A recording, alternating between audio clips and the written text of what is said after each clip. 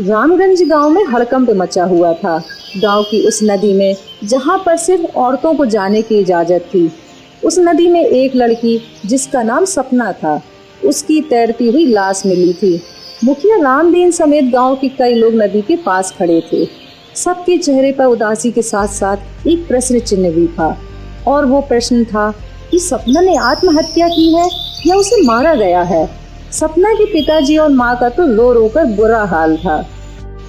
अरे किसने मार दिया रे मेरी बच्ची को? इसने किसी का क्या बिगाड़ा था जो इसे मार दिया? अरे हिम्मत रखो, मैं तुम लोगों का दर्द समझता हूँ, लेकिन होनी को कौन टाल सकता है। रामदीन ने ये बात कहने में तो कह दी कि होनी को कौन टाल सकता है, लेकिन मुखिया जी की बात गीता, संध्या और रजनी को बिल्कुल समझ नहीं आ रही थी। सपना उन लोगों की पक्की सहेली थी, उसे किसने मार दिया, ये सवाल उन लोगों के जहन में भी था। मुझे तो विश्वास ही नहीं हो रहा है कि सपना हमें हमेशा के लिए छोड़कर चली गई है। मुझे बहुत दुख हो रहा है, उसे ऐसे नहीं जाना चाहिए। अरे वो बहुत साहसी थी, और वैसे भी उसने क्या किया था? सारी गलती तो आनंद की है। संध्या, गीता, क्या हमें गांव वालों को आनंद की सच्चाई बता देनी चाहिए? आनंद गांव के मुखिया जी के बेटे संतोष का दोस्त था, जो कुछ दिन पहले गांव घूमने आया था। 1 महीने पहले की बात है। मुखिया जी का बेटा स्टेशन पर खड़ा शहर से आने वाली ट्रेन का इंतजार कर रहा था। कुछ देर बाद ट्रेन आई और उससे आनंद उतरा। शहर में वो आनंद और दोनों एक साथ ही पढ़ते थे। वहीं पर उन दोनों की दोस्ती हो गई थी। उसने एक बार गांव घूमने की इच्छा जताई तो संतोष उसे गांव घूमने आने का न्योता दे दिया। लो भाई, आ गया तुम्हारे गांव, हमारा स्वागत नहीं करोगे? अरे स्वागत के लिए तो पिछले 2 घंटे से खड़े हैं। ये ट्रेन भी ना हमेशा लेट आती है। आनंद बहुत ही दिल फेंक और लालची लड़का था। वो पैसों के लिए किसी भी हद तक जा सकता था। आनंद संतोष के साथ गांव घूमने लगा। फिर वो नदी पर मछलियां पकड़ने चले जाते हैं। 2 घंटे से यहाँ पागलों की तरह बैठे हैं, एक भी मछली हाथ नहीं आई यार। भाई बहुत धैर्य का काम है मछली पकड़ना। मैं सब कुछ कर सकता हूँ पर धैर्य नहीं यार। वो बातें कर रहे थे, तभी आनंद को कुछ लड़कियों की हंसने की आवाज आई। जब से वो गांव आया था, उसे शहर की तरह ज्यादा लड़कियां दिखी नहीं थी, इसलिए जब उसके कानों में लड़कियों की हंसी की आवाज आई तो उसके कान खड़े हो गए।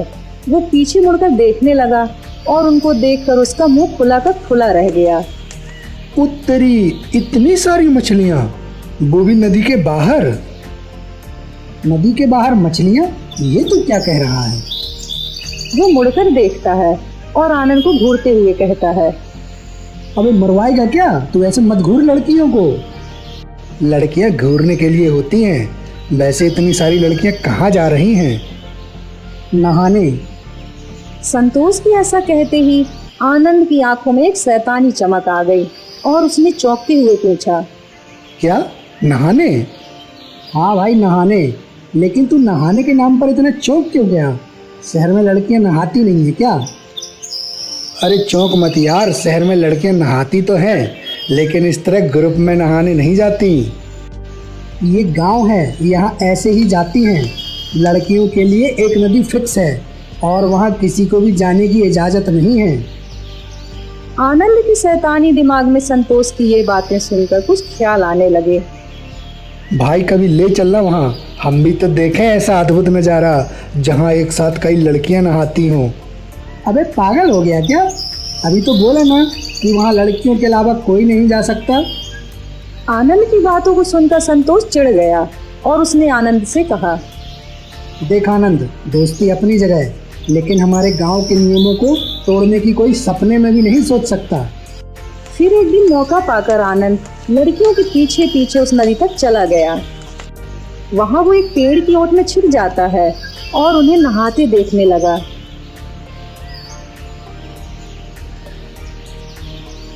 यही नहीं, वो अपने मोबाइल से लड़कियों की नहाते हुए फोटो ले लेता है।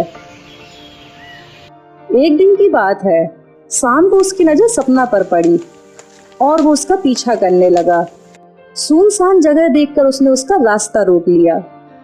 अरे कहाँ जा रही हो? जरा हम पर भी तो ध्यान दे दो। अरे आप तो संतोष भैया के दोस्त है ना, जो शहर से आए हैं गांव घूमने के लिए। संतोष भैया कहाँ हैं? अरे तुम्हारे संतोष भैया कहीं काम से गए हैं, लेकिन मेरे पास तुम्हें दिखाने के लिए एक चीज है। मेरे लायक क्या चीज है?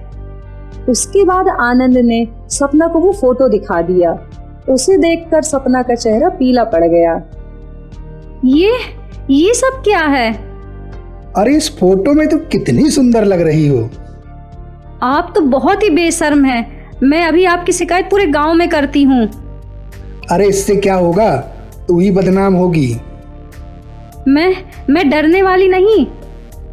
मैं डरा नहीं रहा हूँ, मैं तो बस बता रहा हूँ। क्यों अपनी इज्जत से खेल रही हो? मैं ये फोटो किसी को नहीं दिखाऊंगा। तुम्हारी इज्जत मेरी इज्जत है, बस तुम्हें मुझे खुश करना होगा। आनंद की बात सुनकर सपना घबरा गई, लेकिन उसे इतना पता था कि आनंद जो कह रहा है वो किसी भी कीमत पर नहीं करना है। देखिए, मुझे जाने दीजिए, नहीं तो मैं शोर मचाऊंगी। ये कहकर वो वहां से भाग गई। उसी रात वो अपनी सहेलियों से मिली और उन्हें सारी बातें बताई, लेकिन सपना डर गई थी और उसे खुद से ज्यादा अपने माता पिता की बदनामी की चिंता होने लगी। इसलिए उसने एक बड़ा कदम उठा लिया। मेरे पास इसके अलावा और कोई चारा नहीं है। सपना की आत्महत्या को 2 दिन बीत गए थे। आनंद को उम्मीद नहीं थी कि वो ऐसा कुछ करेगी, लेकिन इतने के बावजूद उसे चैन नहीं था। वो एक बार फिर से दूसरी बार नदी के किनारे फोटो बनाने के लिए छुपा हुआ था। तभी उसके सिर पर जोरदार डंडा पड़ा। वो चीख पड़ा। उसने अपना सिर उठाया तो देखा कि गांव की सारी लड़कियां हाथ में डंडा लिए उसकी तरफ गुस्से से देख रही हैं। तुमने हमारी एक दोस्त को हमसे छीन लिया, फिर भी तुम्हें चैन नहीं मिला। हमें तो पता ही था कि तुम ये हरकत फिर से करोगे, लेकिन इस बार तुझे इसकी ऐसी सजा देंगे कि तुम कभी भूल नहीं पाओगे। सारी लड़कियों ने डंडों से उसकी पिटाई शुरू कर दी और उसे मार मार कर अधमरा कर दिया। अरे मर गया रे, माफ कर दो मुझे। अरे रे, मार डाला रे। सारी लड़कियां उसे खींचकर गांव ले आईं और गांव वालों को सारी बातें बताईं। मुखिया जी ने तुरंत पुलिस को फोन किया और उसे पुलिस ने जेल में डाल दिया।